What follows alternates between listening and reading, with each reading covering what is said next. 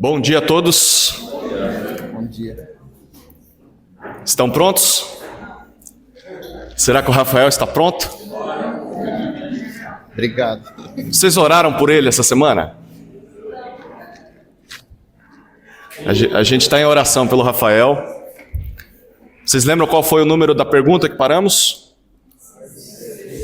62, eu acho, né? Deixa eu voltar aqui. Bom, nós vamos orar e dar sequência. Realmente, paramos na 62. São 170 perguntas.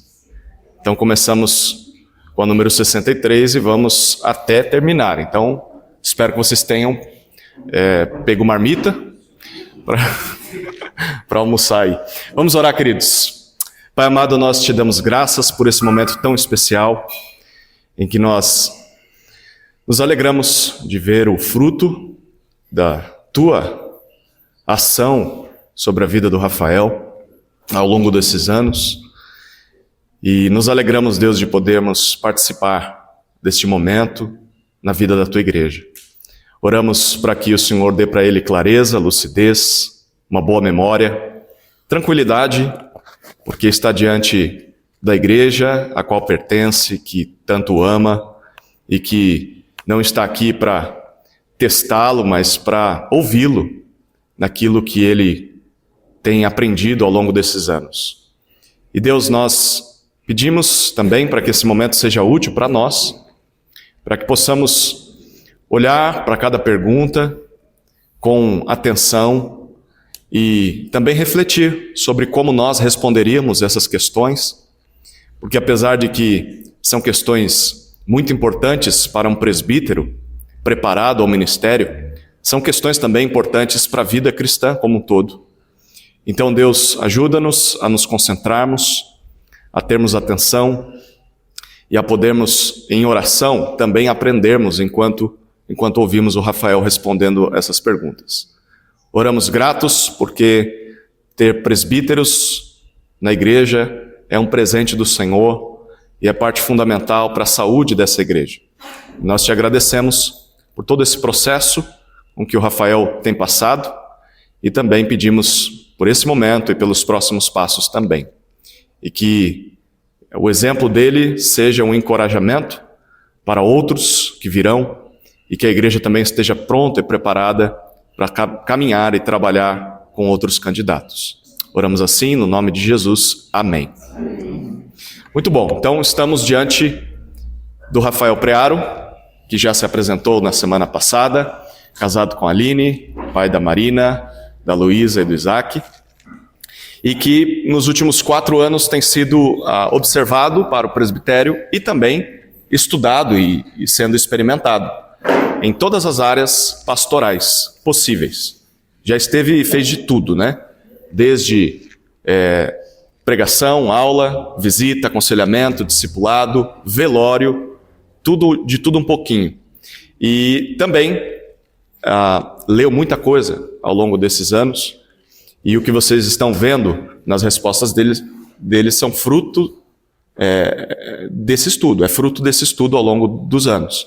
Então, na semana passada nós tratamos as 3 primeiras áreas, são 5 áreas avaliadas ao todo. A primeira é sobre a vida pessoal, e ele já respondeu sobre experiência de conversão, sobre a sua família, sobre disciplinas espirituais. Nós ouvimos até a sua esposa, e de quebra veio a sogra, que falou muito bem dele, e vai ganhar um presente de Natal. O sogro não, porque não falou nada, mas tem hoje ainda, então ele pode falar alguma coisa hoje. Depois a segunda área foi sobre bibliologia, e ele falou sobre a doutrina da Bíblia, e foram várias perguntas sobre esse tema. A terceira área é a teologia em geral, e a teologia ela pode ser ramificada em vários subtópicos. O primeiro foi sobre a pessoa de Deus, o Pai. Depois, o segundo tópico sobre a pessoa de Deus, o Filho, a cristologia. E o terceiro, ele finalizou com a pneumatologia, que é a doutrina do Espírito. Então, a partir de agora, nós ainda vamos tratar dessa terceira área, que é a teologia em geral, mas a próxima etapa é sobre a Trindade, certo? Depois antropologia, hamartiologia, soteriologia, angeologia, escatologia. E aí a quarta área sobre eclesiologia, vai falar sobre igreja, uma boa parte das perguntas é sobre isso. E por fim, a quinta área, família. Não falei nenhum palavrão, tá? E nem falei em línguas. Tá? São áreas da teologia e a gente vai explicar à medida que chegar em cada uma delas, tá bom? Vamos lá. Trindade. Rafael, quer dar bom dia para a turma aí? Bom dia, irmãos e irmãs. Obrigado pelas orações. Eu estou tão nervoso ou mais nervoso que semana passada. Muito bom. Pergunta número 63. Na verdade, é uma frase e você vai completar ela. Defina trindade. Tá. Eu anotei aqui. Trindade é a doutrina de que há só um Deus eterno, existindo em três pessoas distintas e igualmente Deus. Deus Pai, Deus Filho, Deus Espírito Santo, e iguais em essência e igualmente Deus. Ok, este vocábulo, trindade, aparece na Bíblia? Não. Qual é a sua origem, então?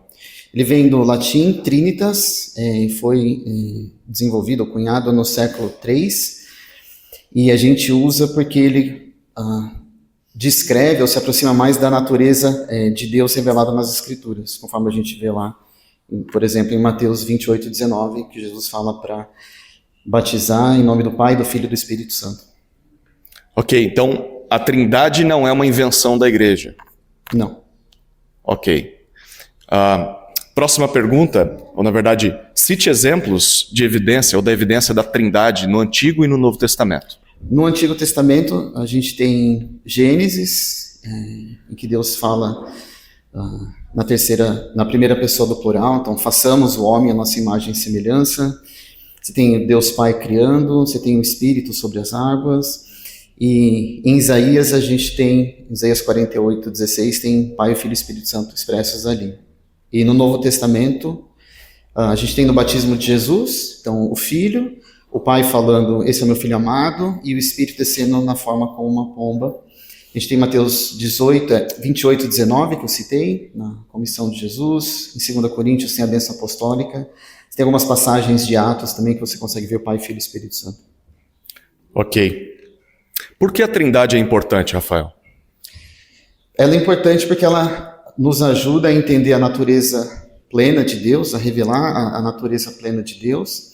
Ela explica o papel de Deus na salvação. Então, Deus Pai envia, o Deus Filho é aquele que nos redime, então paga o preço na cruz, e o Espírito Santo é quem nos sela para a salvação. Você tem ali, no processo de salvação, o Pai, Filho e o Espírito Santo, e isso também nos ajuda a distinguir das heresias.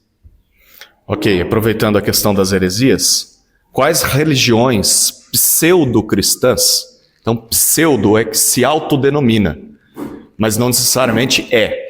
Quais religiões pseudo-cristãs de nossos dias negam a trindade e por causa disso não são consideradas ou considerados movimentos cristãos, mas movimentos heréticos? Você tem os testemunhas de Jeová, que vão falar que Jesus é uma criatura, ele foi criado por Deus, ele não é Deus, e eles entendem o Espírito Santo como uma força ativa, então não uma pessoa. E os Mormons que creem no triteísmo, com três deuses distintos em essência e três substâncias diferentes, então como se fossem deuses separados. Ok. As perguntas sobre trindade param por aqui.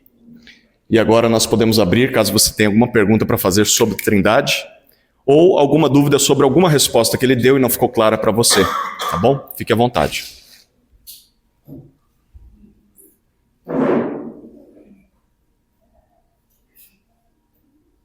Vocês estão bem à vontade para não fazer pergunta nenhuma, pelo jeito. A gente combinou.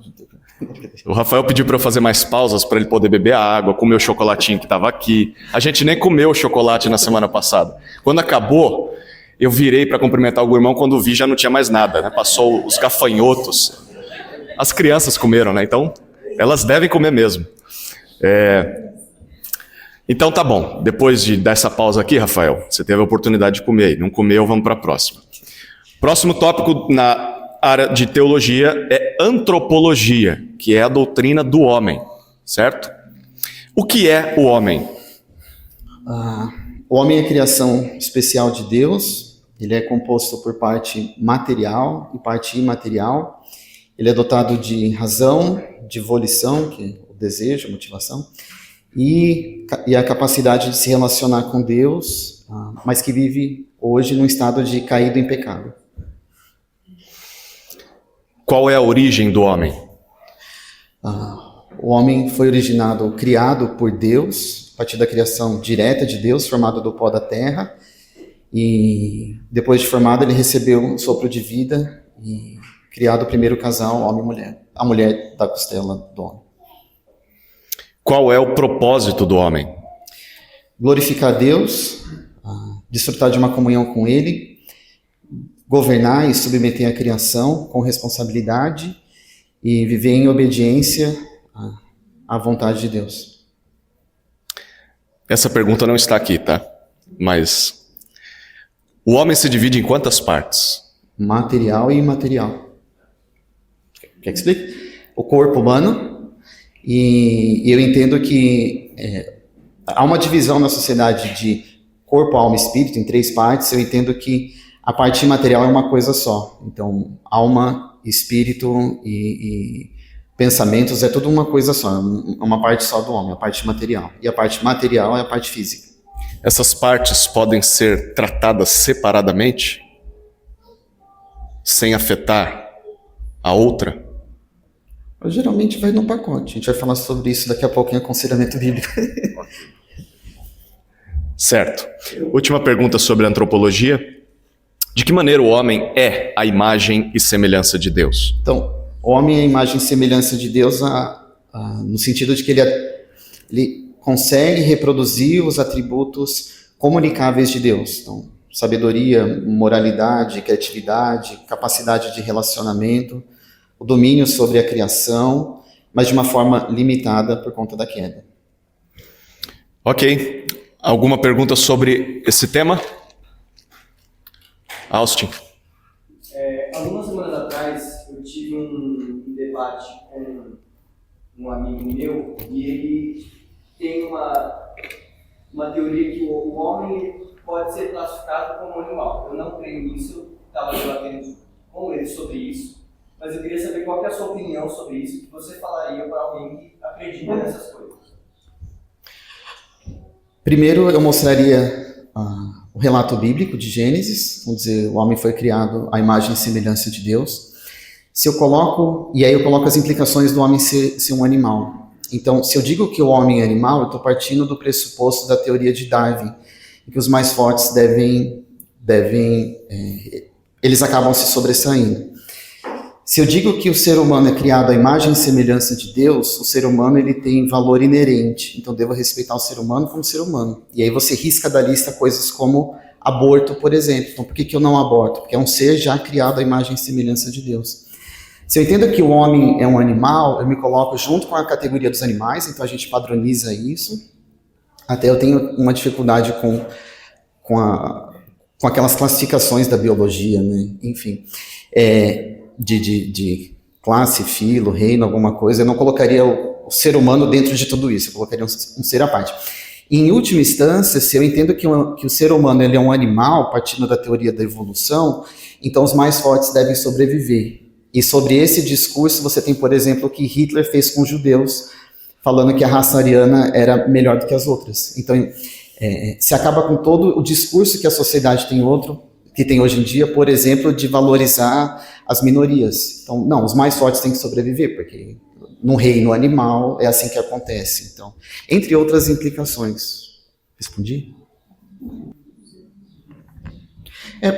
Ainda assim, quando você olha em Gênesis, na própria criação, você tem Deus dizendo as coisas e elas passando a existir, incluindo os animais, os peixes, enfim.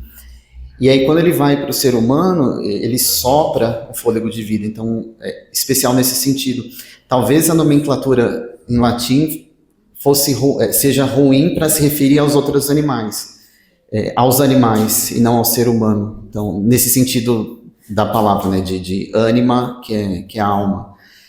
Porque os outros animais, senão a gente pode dizer que os animais têm alma também, isso entra em outra implicação. Sobre esse tema, a irmã trouxe à luz o pecado, né? É o nosso próximo tópico. Se alguém tiver alguma pergunta sobre o homem, pode fazer, a gente já vai para o próximo agora, que é o pecado. Não sei se você vai falar de gênero ainda. Gênero, você lembra, Cid? Por exemplo, no contexto que a gente trabalha, há muitas definições de ser humano e de gênero. Né? Então, pode responder. Como é que você lida com essa Homem. diversidade? Deus criou homem e mulher. Ponto. Mas a pergunta é como você lida, por exemplo, você por lei é obrigado a alguma coisa? Se eu por lei eu sou obrigado a alguma coisa, em sala de aula, você diz? Não. Eu tenho, dentro da minha aula eu tenho liberdade e eu posso... Você joga umas cascas de banana, né? Então o aluno pergunta assim, mas fulano se identifica, que é o discurso corrente, se identifica como... Eu falei, então tá bom, então a partir de hoje eu vou me identificar como o sultão do Brasil. Vocês devem me chamar de sultão. Você fala, nossa, que absurdo. Eu falei, então, prova o seu ponto. Eu sei que a Mônica quer... Como eu vejo essa questão de gênero? Eu vejo que é uma invenção humana. Quando a gente olha para aquilo que Deus fez em Gênesis na criação e como ele criou, eu percebo que na história tem se tentado desconstruir tudo aquilo que Deus diz que é importante. Então Deus cria homem e mulher, então vamos tirar esse conceito de homem e mulher. Homem e mulher se juntam e formam uma família, vamos destituir o conceito de família. A mulher dá à luz a um filho, então vamos tirar essa coisa da cabeça da mulher do matrimônio, né, que é da palavra mater, de ser mãe. E aí uma coisa puxa a outra, e se vira... Haja vista a nossa sociedade, a gente nunca teve tanta liberdade para fazer tanta coisa e as pessoas nunca estiveram tão bagunçadas individualmente, mesmo tendo toda a liberdade diante daquilo que eles chamam de loucura, que é o Evangelho. Podemos avançar? Próximo tópico é a hamartiologia, que é a doutrina do pecado. Rafael, o que é pecado? Pecado é a falta de conformidade com a lei de Deus, é rebelião contra a vontade de Deus. Isso aparece em ações, em pensamentos ou em omissões, aquilo que a gente deixa de fazer, tudo isso no sentido de violar a santidade de Deus, então ir contra aquilo que Deus diz pra gente. Qual é a origem do pecado? A gente tem em Gênesis 3 o relato inicial da origem do pecado, em que Adão e Eva no Éden eles são influenciados por Satanás, e isso levou à queda de toda a humanidade também. Quais as consequências do pecado? Separação de Deus, a morte espiritual e física, sofrimento, maldição sobre a criação e pensando na eternidade, no juízo eterno para aqueles que não se arrependerem. Quem é afetado pelo pecado? Todos os seres humanos, desde Adão até a gente e os que vierem depois de nós.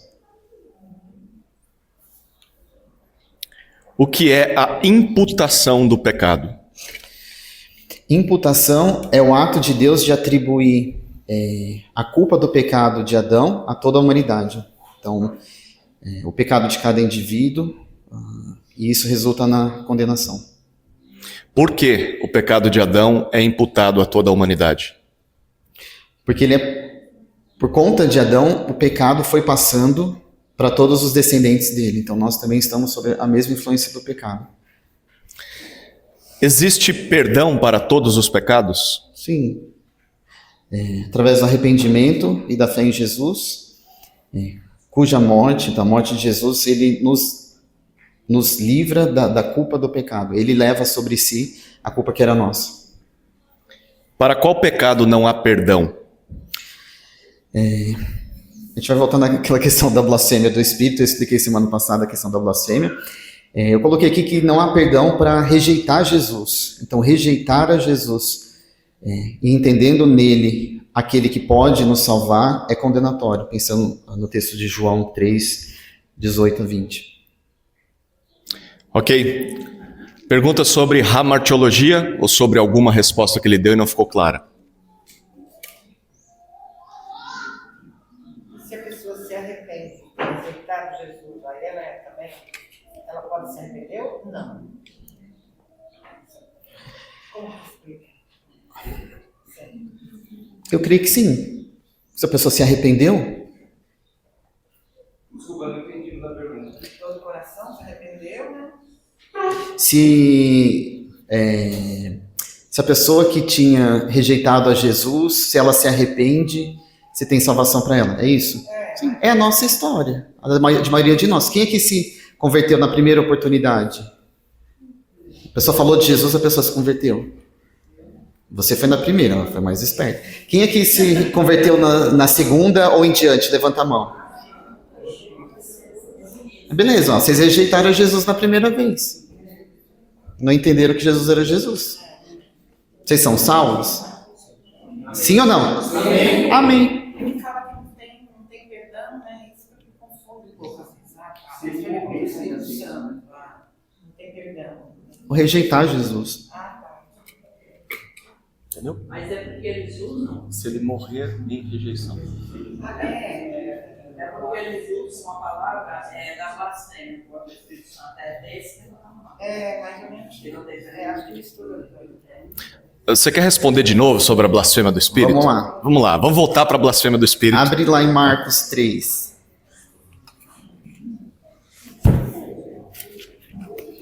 Marcos, capítulo 3.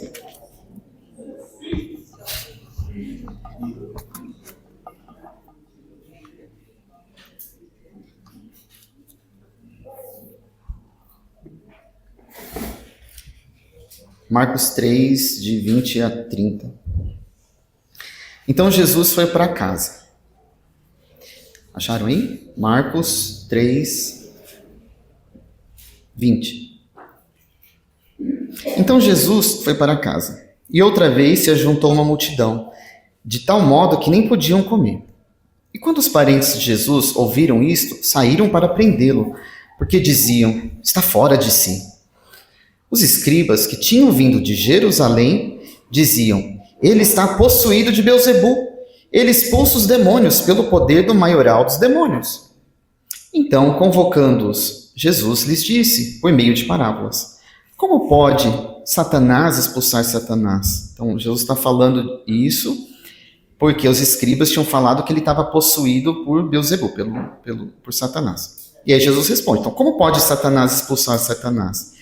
Se um reino estiver dividido contra si mesmo, tal reino não pode subsistir.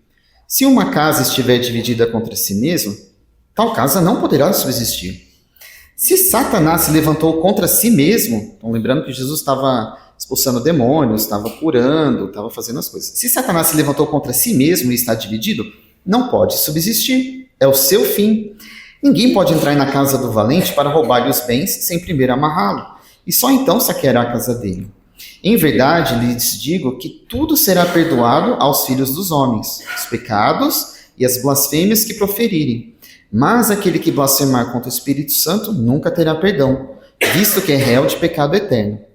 Jesus disse isto porque diziam, está possuído de um espírito imundo. Então, eu entendo que o blasfemar contra o Espírito Santo é esta situação, em que você fala que Jesus está possuído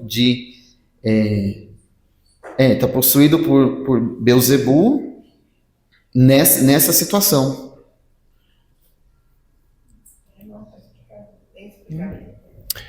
Há uma corrente muito forte no meio pentecostal de que na verdade não tem muito a ver com o texto, mas por implicações de coisas que se acredita sobre o que acontece na hora da pregação.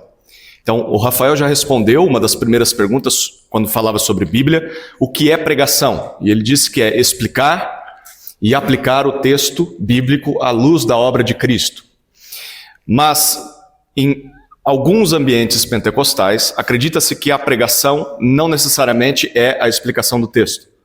Você pode ler algum texto, mas a pregação é o momento em que o pregador começa a falar, movido pelo Espírito, e tudo o que ele fala se torna inspirado por Deus. E isso é uma heresia à luz da doutrina ortodoxa. Mas, por conta disso, questionar ou rejeitar o que foi dito pelo pregador, mesmo que ele não tenha falado nada do que a Escritura diz, ou até tenha entrado em contradição com a Escritura, questionar ou confrontar ou negar, rejeitar o que foi dito, passa a ser uma blasfêmia contra o Espírito, porque se na lógica deles o Espírito é quem está falando naquele momento, rejeitar isso é rejeitar o Espírito. Essa é uma consequência de um pensamento não bíblico a respeito, primeiro, do papel de um ministro, segundo, da pregação, terceiro, a doutrina da Bíblia e quarto, a doutrina do Espírito.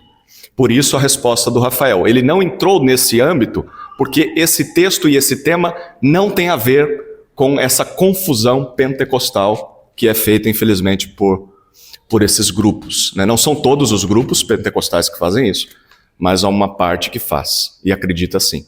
E talvez você tenha vindo de algum contexto assim, né? Eu vim de um contexto assim também, então sei um pouquinho o quão terrível é isso, né? Tudo bem? Irmã? Sim, depois a irmã Rosa. Para o Rafael, porque Jesus deixou claro aí que para todos os pecados existe perdão, menos para aquele que blasfema contra a Espírito Santo. Tá? Mas, e se essa pessoa blasfemou contra o Espírito Santo, mas aquela pessoa futuramente vai se arrepender, porque vai ter perdão, né? Eu acho que essa pergunta do Antônio pode ser ainda expandida com: é possível blasfemar contra o Espírito hoje? À luz desse texto aqui, não. Porque você precisaria recriar essa situação. Porque no 30 ele fala, Jesus disse isso porque diziam, está possuído de um espírito imundo. Eu entendo que a gente precisaria de Jesus fisicamente aqui novamente, e aí a gente olhar para ele está expulsando demônios, e a gente vai falar que ele está possuído de Beelzebul. Ou, como eu vejo pecado, pecadinho, pecadão, ou o tratamento da igreja? diante de um Deus infinitamente santo, puro e justo, todos os pecados são iguais. Então, o que adultera, ele é tão pecador, ou isso é tão pecaminoso contra aquele que faz fofoca. Você pode ter consequências em escalas diferentes, e a gente tem que estar atento a isso, porque um pecado é grave diante de um Deus santo, e outro também é grave. Então, a gente, por exemplo, em casa, a gente tenta mostrar isso para as crianças.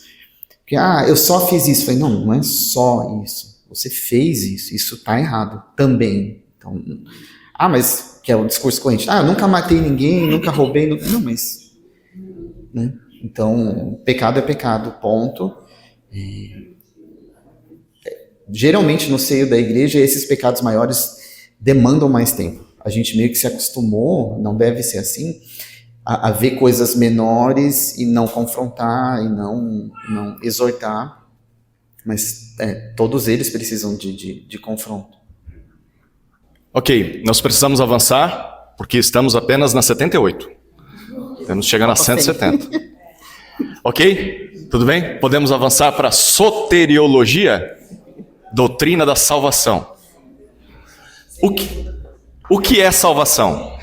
Salvação é a libertação do pecado, da morte, do juízo divino, e isso é concedido por graça através da fé em Jesus, e isso resulta em vida eterna com Deus.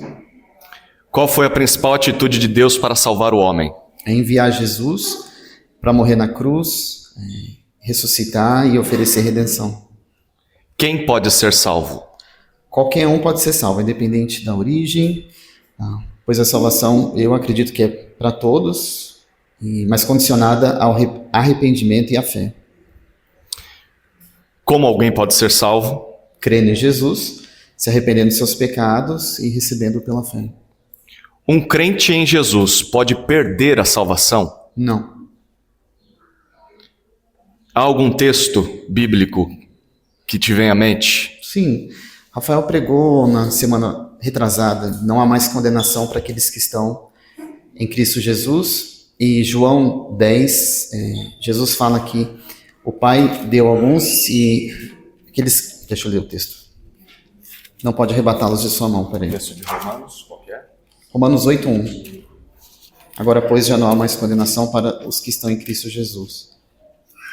E João 10:28.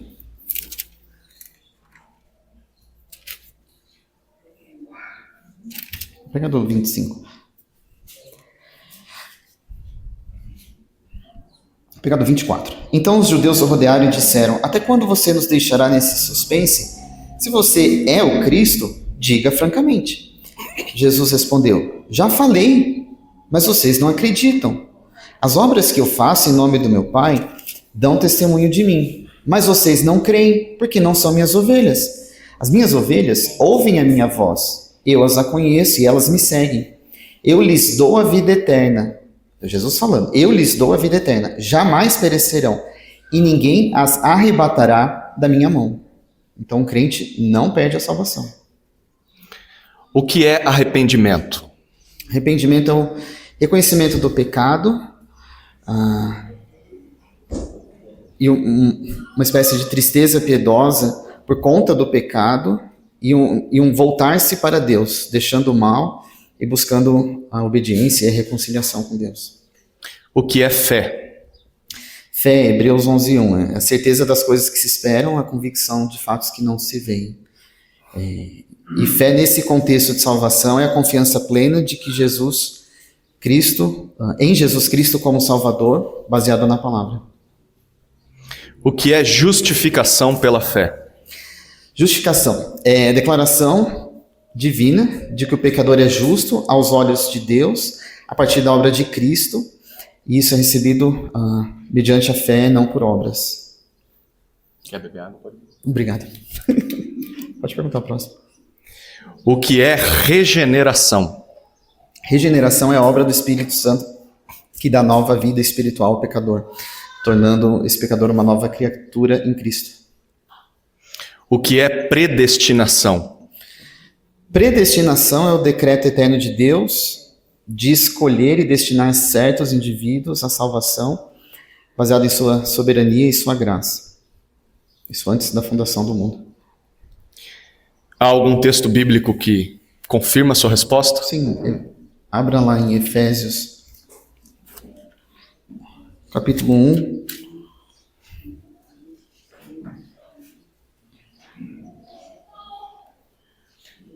Efésios 1:3.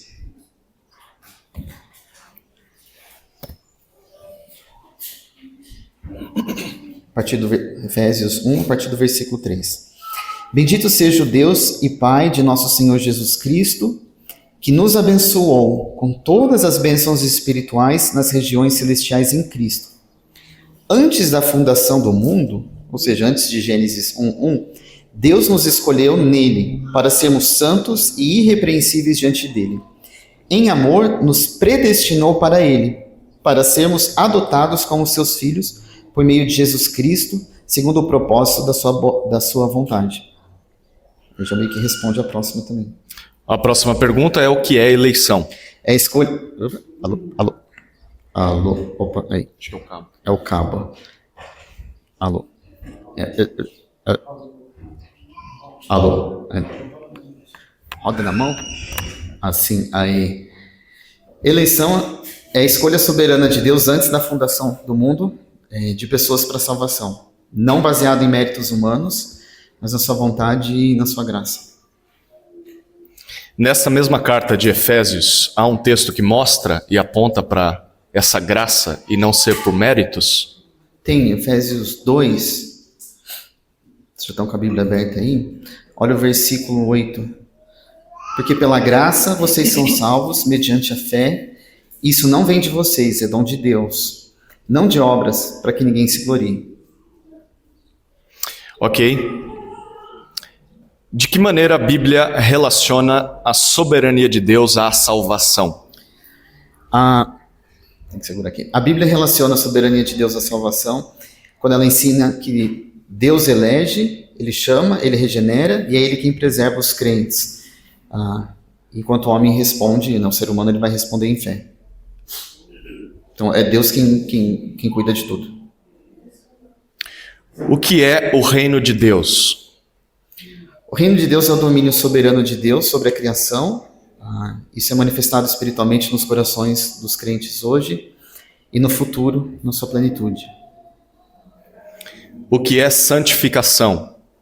Santificação é o processo pelo qual Deus torna os crentes mais semelhantes a Cristo, separando-os do pecado e consagrando-os à santidade. Você tem dois momentos ali. Você tem a santificação no momento da conversão, em que a gente é tornado santo, e você tem a santificação como processual também, que a gente vai, à medida que a gente vai caminhando com Cristo até a nossa morte, encontro com Ele, Ele vai nos transformando e nos assemelhando à imagem dele. O que a Bíblia ensina a respeito da perseverança e da preservação dos crentes? A Bíblia ensina que os crentes verdadeiros, eles perseveram na fé até o fim, pela graça, e é Deus quem os preserva, garantindo salvação eterna. O que é glorificação? Glorificação é a transformação final dos crentes na volta de Cristo, em que vamos receber corpos imortais e a gente vai se livrar de uma vez por todas do pecado. O que é inferno? Inferno é um lugar de punição eterna, de separação de Deus, onde as pessoas distantes de Deus sofrem conscientemente, e é o lugar onde estão os demônios também. E ele é caracterizado por fogo e trevas. A doutrina do purgatório é bíblica? Não. Como refutá-la? Ela não é bíblica porque a Bíblia ensina que a salvação é completa em Cristo e não há necessidade de purificação pós-morte. E a gente leu também em Efésios que a salvação é graça, então não vem das nossas obras. Então você não tem que ir depois da vida para um lugar especial e fazer essa penitência para pagar pelos pecados. Não faz sentido à luz da Bíblia. Isso significa que a intercessão pelos mortos ou a missa de sétimo dia não é bíblica? Não. Ok. O que acontece imediatamente com um crente em Jesus quando este morre? Ele vai para a presença do Senhor. E com um descrente? Ele vai para longe do Senhor, para um lugar de sofrimento consciente. Há algum exemplo bíblico que você possa citar? Tem. Tem Lucas 16.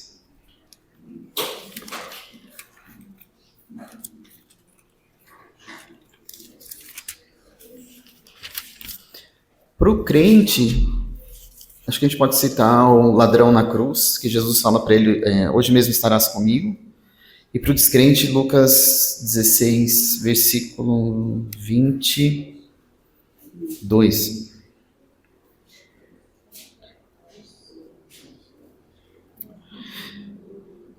Pega do 19.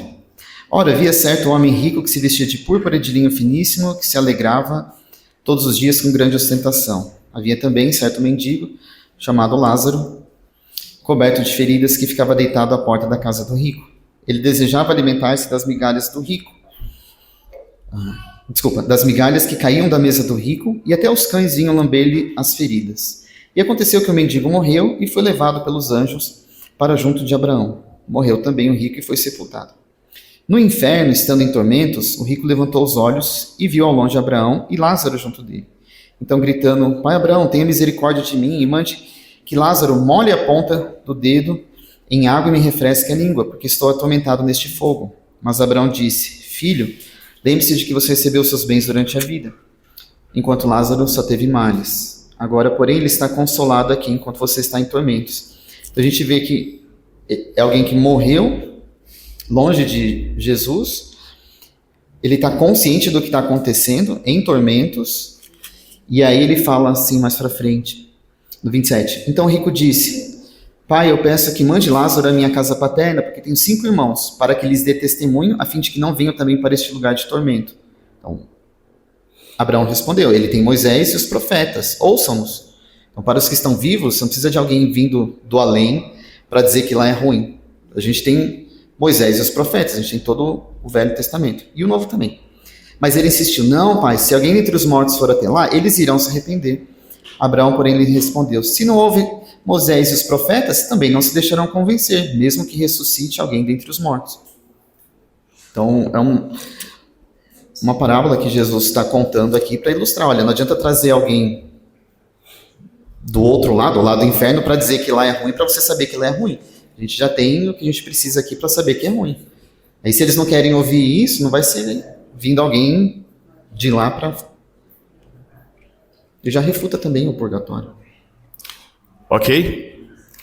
Nós encerramos aqui as perguntas sobre soteriologia.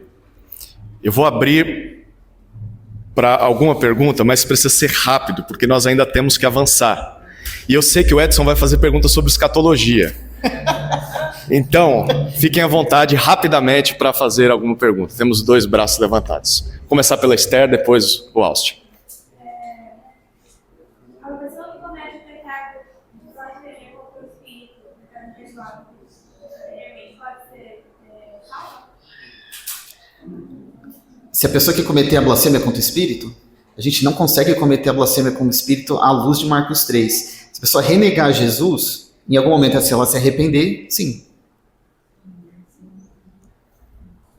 Pela resposta anterior do Rafael, a conclusão dele é de que não é possível blasfemar contra o Espírito, porque aquele evento aconteceu pontualmente na história com a presença de Jesus. Blasfemaram naquela época. E as pessoas que blasfemaram naquela época? Se elas não se arrependeram, Mas se elas se arrependessem, elas poderiam ser salvas, porque é um pecado imperdoável? Fica com as palavras de Jesus. fica com as palavras de Jesus. Então, se é imperdoável, é imperdoável. Para aqueles que estavam ali, se eles de fato blasfemaram, ou todos que blasfemaram. O que nós temos é o texto, né? Então, se o texto disse... Austin. Eu queria saber qual que é a sua opinião sobre a polêmica toda da eleição da predestinação. Você comentou brevemente. Eu creio que Deus predestinou e elegeu. Como entender isso diante da responsabilidade humana? Não sei. Não consigo explicar. Tem a questão de você tomar o passo de fé e eu aceito Jesus, mas quem coloca isso em você é o próprio Deus. Por quê? Porque Ele quis, não sei. Há uma palavra na teologia para isso que é mistério. O mistério... Mas é sério mesmo. A relação entre soberania de Deus e responsabilidade humana é um mistério, porque os dois são afirmados na Bíblia. Deus é soberano e elege, o homem é responsável por suas decisões e deve responder a Cristo. As duas coisas são verdadeiras e não são antagônicas, elas não se excluem. Elas são compreendidas apenas por uma mente divina. Talvez no céu iremos compreender, talvez não. Mas a Bíblia revela essas duas coisas. Uma coisa que eu ia comentar, o Edson sabe bem disso, ele pode confirmar. Tem algumas coisas para a nossa praxis cristã, para a nossa prática de dia a dia, que não me preocupam tanto, no sentido de eu não me atento tanto com alguns debates teológicos que são correntes hoje em dia, apesar de entender que é importante tomar algum posicionamento, enfim, porque muita coisa não muda a nossa, não interfere em nossa prática diária. Então assim, fulano é eleito ou é responsabilidade só dele? Você vai e fala de Jesus. Se ele for eleito e se for da vontade de Deus que ele se converta ali naquele momento, vai acontecer. Entende? Então assim, o que eu devo fazer no hoje e agora para que eu seja mais parecido com Jesus e para que eu obedeça a Jesus? Vai e faz. Então, acho que a gente pode ser, como igreja, a gente pode ser mais prático em algumas questões. É importante discutir teologia, eu entendo isso. Mas a gente não precisa se preocupar com alguns debates acalorados. Ok? Eu preciso passar para angeologia. Tudo bem? Vamos falar dos anjos? Discuta o sexo dos anjos. Não, brincadeira. Não.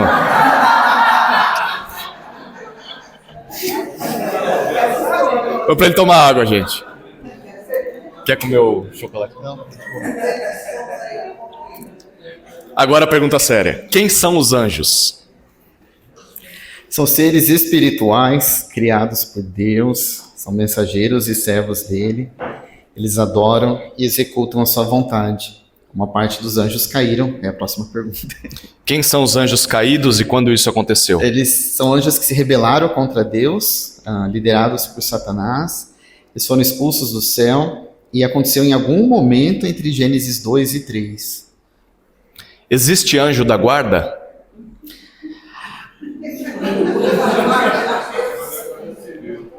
A Bíblia não ensina que existe anjo da guarda, mas ela sugere que alguns anjos, em alguns momentos, podem proteger ou cuidar dos crentes sob providência de Deus.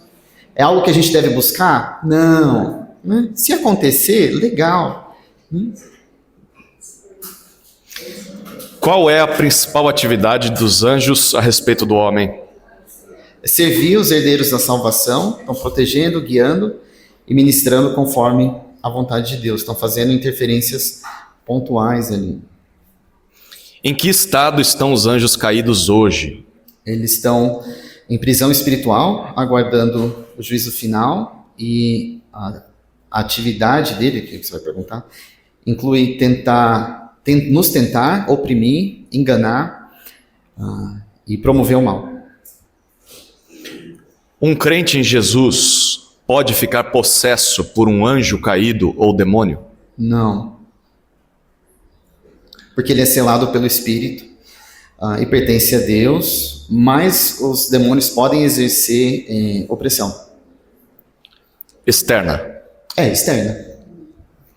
Qual o destino dos anjos caídos? É o lago de fogo eterno, que está preparado para o diabo e seus anjos após o juízo final.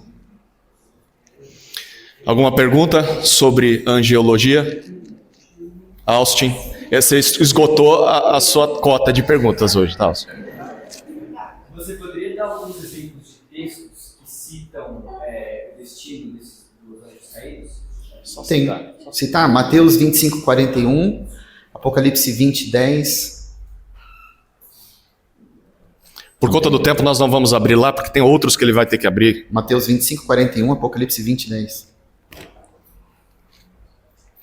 Mônica. Ainda sobre o sincretismo religioso do catolicismo, o crente hoje deve conversar ou fazer orações a anjos? Não. Não. Absolutamente. Anjo, na vida do crente, é uma participação especial que a gente não deve buscar. Se acontecer, às vezes pode ser que tenha acontecido na vida dos irmãos e vocês nem sabem. Tem relatos de missionários, a gente pode conversar sobre isso depois, que a pessoa fica na dúvida, eu acho que foi Deus que mandou um anjo para fazer isso. Mas assim, a nossa devoção é a Deus, ponto. Você vê, por exemplo, no relato de Maria, quando o anjo vem e anuncia que ela ficaria grávida de Jesus, ela não fica adorando o anjo, ela adora a Deus, não fica batendo papo com o anjo. Então o anjo vem, faz o papel dele e vai embora. Irmão João levantou a mão. No meio do texto de Salmo, a gente fala, os anjos de Deus estão ao redor daqueles que temem. 34, Salmo 34, 7. Fala sobre a luz da guarda, que fala, eles falam, os anjos de Deus estão ao redor daqueles que temem.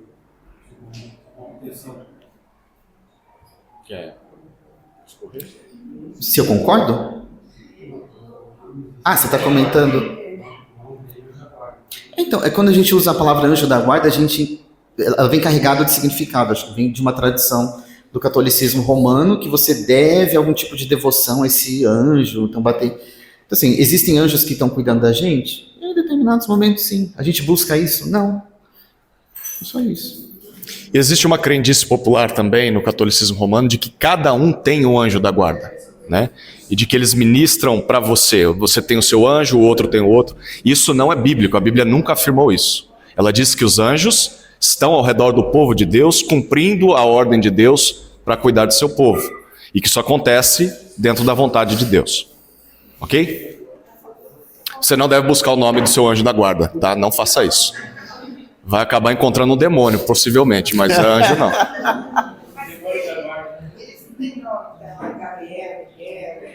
Não se preocupem com nomes de... Gente, volta no que eu falei antes. Se preocupem com a vida diária. O que Deus espera que eu faça?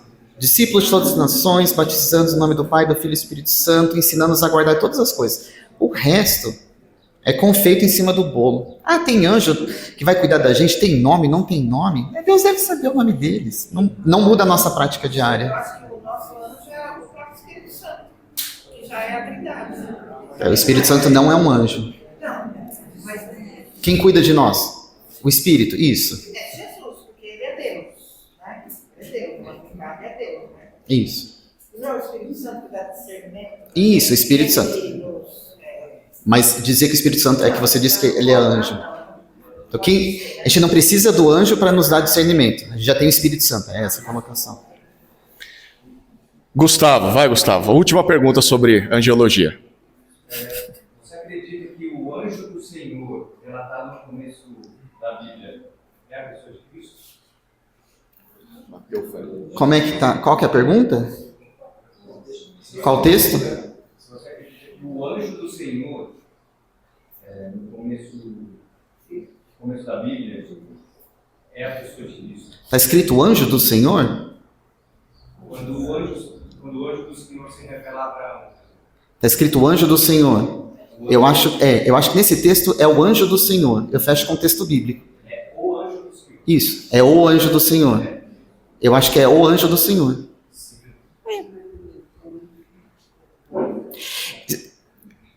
Tem algumas cristofanias, algumas aparições que a gente tenta atribuir a Cristo.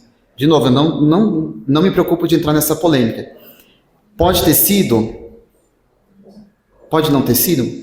Se foi Cristo que apareceu para Abraão, muda a nossa prática diária aqui? Interfere alguma coisa na nossa salvação? Pode ter sido. Deve ter sido muito legal. Pessoa, se é de fato... São as perguntinhas que a gente pergunta para Jesus quando a gente chegou lá. Era o Senhor que estava lá? Quem que estava lá? Quem que era o quarto homem na cova? Talvez. O 91:11 fala dos anjos aqui, né? Em 91:11. É 91:11. Uhum. Verso fala dos anjos, né? Ele mandará os anjos. Mas lembra que é um texto poético. É diferente de Paulo escrevendo uma carta e falando assim... Queridos irmãos da igreja tal, busquem aquele anjo que vai fazer tal coisa. Então não é uma doutrina, é um texto poético. Deus pode enviar os anjos para fazer? Pode, porque Deus é soberano. A gente deve buscar isso? Não. E tem um comentário sobre gênero literário e contexto. Salmo 91 não é um salmo aplicado a crentes. É um salmo em referência ao ungido do Senhor. Todo o Salmo 91 que você deixa aberto na mesa da sua casa, não diz respeito a você, diz respeito a Jesus. É um salmo sobre o Messias. Ele se cumpre depois da tentação de Jesus, quando os anjos vêm e servem a Jesus. Ok? Vamos lá. Escatologia. Quer tomar água antes aí? O que significa escatologia? Escatologia é o estudo das coisas finais ou últimas, incluindo a segunda vinda de Cristo, a ressurreição dos mortos, o juízo final, o destino eterno dos salvos e dos perdidos e a consumação do reino de Deus. Vai, pode perguntar. Por que é importante estudar escatologia? Eu vou falar da importância de escatologia, já vou adiantar antes que venham as perguntas. Eu não me importo com este assunto. Eu entendo que é importante. Na minha prática diária, eu não me pego com essas questões, porque eu entendo que a gente tem que viver o agora. Pensando no futuro, é importante. Mas não entre em discussões sobre isso. Eu sei que vocês vão fazer pegadinhas aí para mim, mas vamos lá. Por que é importante estudar escatologia? Para nos manter santos e vigilantes. Então, saber que Cristo voltará como juiz nos ajuda a viver hoje de forma santa e irrepreensível. Uma esperança consoladora também. Então, em meio às dificuldades, aos sofrimentos desse mundo por conta do pecado, saber que Cristo vai voltar e a promessa da sua volta, a sua ressurreição, um novo céu, uma nova terra, alegra o nosso coração. Demonstra também a soberania de Deus sobre a história. Então, estudar a escatologia nos mostra que nada foge do controle divino e que no final o plano de Deus vai ser concretizado. Ele nos prepara para a eternidade e também nos protege de falsos ensinos. Então, vez ou outra, ou quase sempre, aparecem algumas heresias escatológicas, coisas que a Bíblia não diz. Então, saber do final dos tempos nos ajuda a combater essas heresias também. Quais os fatos mais importantes da escatologia bíblica? A segunda vinda pessoal de Cristo e visível de Cristo, a ressurreição dos mortos, o juízo final, a criação de novos céus e nova terra e a separação eterna entre salvos no céu e perdidos no inferno. Quando e como será a segunda vinda de Cristo? Vamos fazer um bolão aqui. Em um tempo desconhecido, mas que se aproxima, de forma visível, pessoal e gloriosa. Jesus vai estar acompanhado pelos anjos para julgar o mundo e estabelecer seu reino. Existe vida após a morte? Sim, existe vida após a morte. A alma continua com que é a parte imaterial, que eu falei antes, ela continua consciente, com os crentes indo para a presença de Deus e os descrentes indo para um lugar de tormento, aguardando o juízo final. O que é a vida eterna? Vida eterna é a vida desfrutada pelos salvos na presença de Deus para sempre, livre do pecado, do sofrimento e da morte. Em que situação ficam os mortos até a segunda vinda de Cristo? Até a segunda vinda de Cristo, os mortos crentes, eles estão com o Senhor em um estado de bem-aventurança consciente, então eles sabem o que está acontecendo, enquanto os descrentes estão em um lugar de tormento também consciente, aguardando a ressurreição e o juízo. O que é morte espiritual? Morte espiritual, separação do homem de Deus devido ao pecado. Isso resulta em alienação espiritual, incapacidade de comunhão com Deus e a condenação eterna, sem regeneração. Esta eu sei que é a pergunta que vocês querem fazer, então já está incluída aqui. Fale sobre as posições pré-milenista, amilenista e pós-milenista e já emende se você tem alguma posição formada. Tá. Pré-milenismo, Cristo retorna antes do milênio literal, no reinado na Terra. É um período que será precedido por um tempo de tribulação, de grande tribulação. Amilenismo, ele vê o milênio como algo simbólico do reinado atual de Cristo na igreja, com os santos durante o período entre a sua primeira, o reinado espiritual de Cristo com os santos entre a primeira e a segunda vindas. Então, o amilenismo ele é simbólico, e o pós-milenismo entende o milênio como um período de paz e de prosperidade, resultando na influência do evangelho que se tornará o estado normal das coisas antes do retorno de Cristo. Qual a minha posição? Nenhuma. O que vier é lucro. Eu tenho uma predisposição para o pré-milenismo. Mas se não for assim, tudo bem. Aproveitando-me da sua resposta, se a predisposição é mais para o pré-milenismo, a igreja passará pela grande tribulação? Quem acha que sim? Quem acha que não? A minha de novo, o que vier é lucro. Se tiver que passar, a gente vai passar. Se não tiver que passar, a gente não vai passar. Eu acho que a igreja passa, tá bom? Então, isso muda o dia a dia? Não. Mas eu acho que a igreja passa à luz do que aconteceu no dilúvio. Então, Noé e sua família estavam ali na hora do julgamento de Deus. Eles passaram por aquele momento, eles estavam lá. Eu não acho que Deus tira a gente. Mas eu posso estar errado, e tudo bem. O pecador, ele passa também? Vai ficar só a gente sofrendo aqui? O pecador passa também? Pela tribulação? Principalmente ele. Ele é com certeza. Ele é com certeza. A gente é uma dúvida. Desejo do meu coração pecaminoso. A gente não tem que passar por isso. mas eu acho que a gente passa. Se a gente não tiver morrido antes, né? Pode ser daqui, sei lá, 2000 anos. Aí esquenta a cabeça, a gente não vai estar aqui.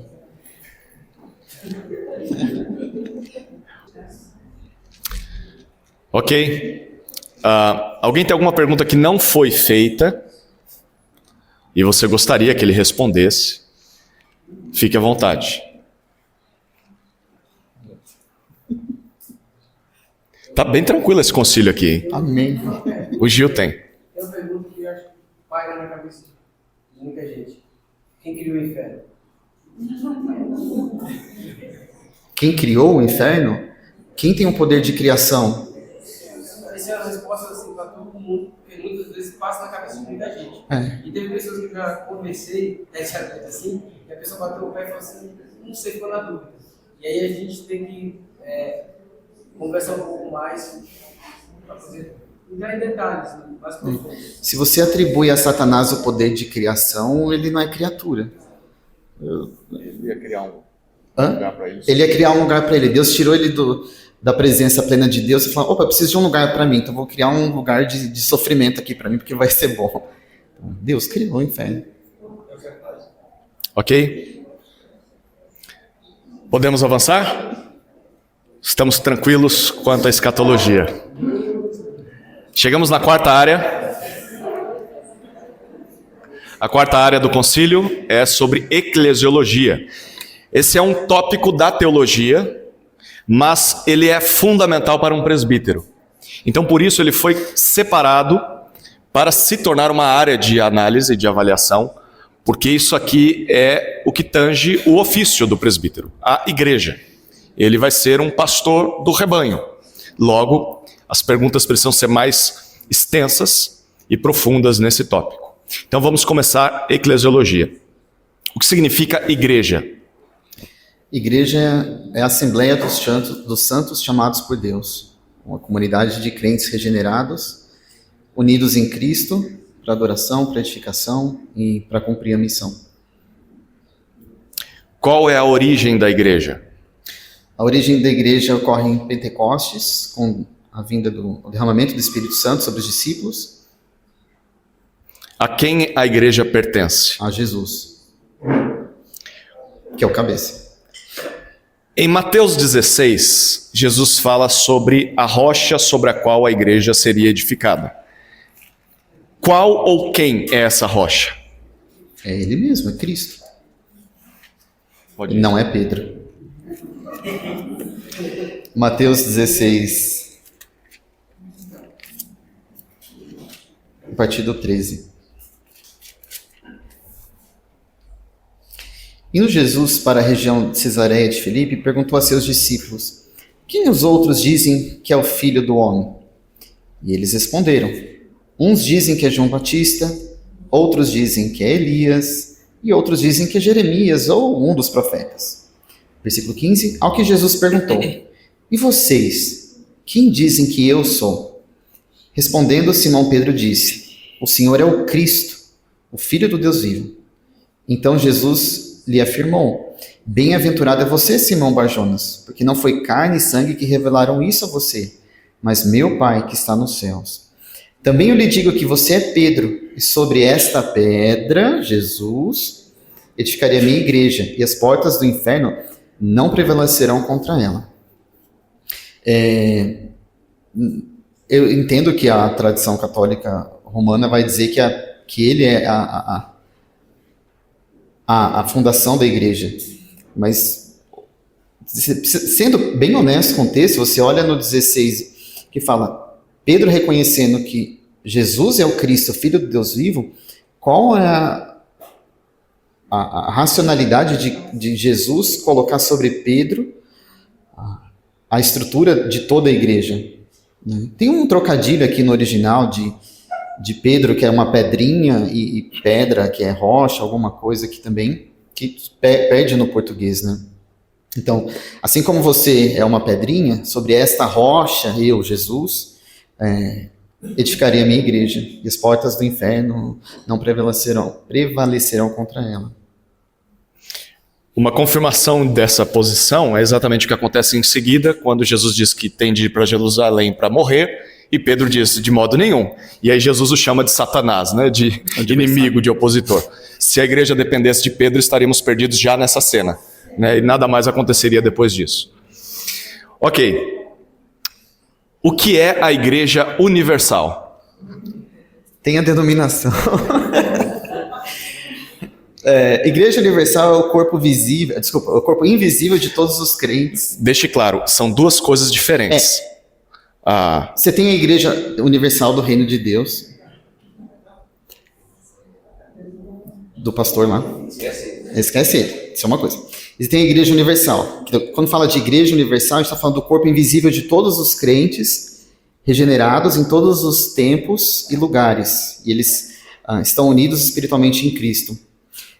O termo universal vem de católico, que também foi pego, né? Então, a ideia do Edir Macedo era fazer a igreja católica do reino de Deus, mas ia pegar muito mal por conta do nome também. Então, vamos colocar universal. E aí, quando a gente fala que a gente faz parte da igreja universal, parece que pega mal também, porque... Então, é a igreja... soa mal. Então, é a igreja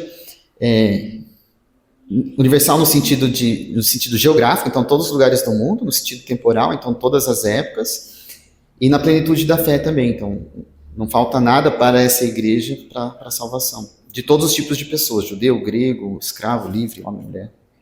Então você diria que você é a universal. Me desculpa, eu não resisti, eu tinha que fazer essa pergunta. Somos todos nós. Amém? Amém. Não aquela. Esta. O que é uma igreja local? Igreja local é uma congregação visível e organizada desses crentes da Igreja Universal em um lugar específico. E essa igreja ela se reúne com regularidade para adorar, para ensinar, para ter comunhão. São os crentes, não é o prédio. Que outros nomes são dados à igreja local? Casa de Deus, família de Deus, no contexto local, parte do corpo de Cristo. Pode pensar no rebanho de Deus. Em Apocalipse você tem candelabro, candeeiro das igrejas, povo de Deus, no aspecto local. Quais as marcas de uma igreja verdadeira? Tá. A igreja verdadeira ela se submete à autoridade somente das Escrituras, como guia de fé, confessa Jesus como suficiente Senhor e Salvador, por meio do qual tem a salvação, que é recebida pela graça, por meio da fé, e que rende adoração somente a Deus.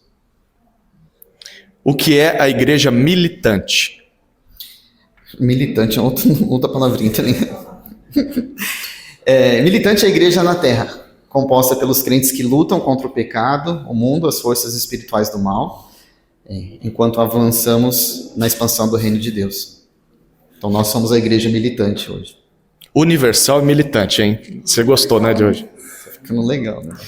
O que é a igreja triunfante? Igreja triunfante é a igreja no céu, formada pelos crentes falecidos, que já venceram e desfrutam da presença plena de Deus. Eles já não lutam mais contra o pecado. O que é a igreja gloriosa? Igreja gloriosa é a igreja purificada, aperfeiçoada na eternidade e apresentada a Cristo sem mancha ou ruga, em santidade eterna e glória eterna. Quais são os oficiais da igreja? Os presbíteros, que é quem lidera e ensina a palavra, pastoreia o rebanho, e os diáconos, que servem às necessidades práticas e materiais da congregação. Quem pode ser um diácono? O Cláudio, cadê ele? Isso aí.